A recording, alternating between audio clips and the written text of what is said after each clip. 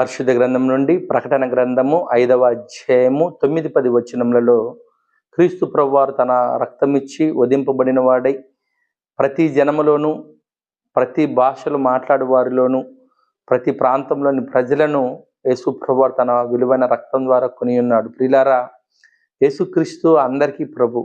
ఆ దినమున శిలువలో మరణించిన యేసు ప్రభువారి యొక్క రక్తం ద్వారా ప్రతి జనములోను, అనగా ప్రతి దేశ ప్రజలలోను, ప్రతి భాషలు మాట్లాడు వారిలోను, అంటే యేసు ప్రభువారు మన దేశంలోని ప్రజలందరినీ తన శిలువ రక్తంతో కొని ఉన్నాడు.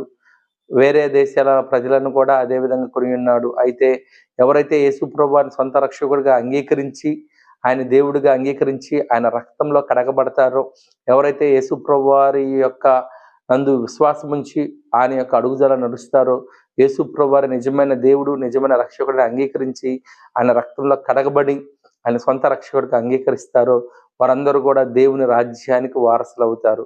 వారందరూ కూడా పరలోక రాజ్యానికి వారసులు అవుతారు.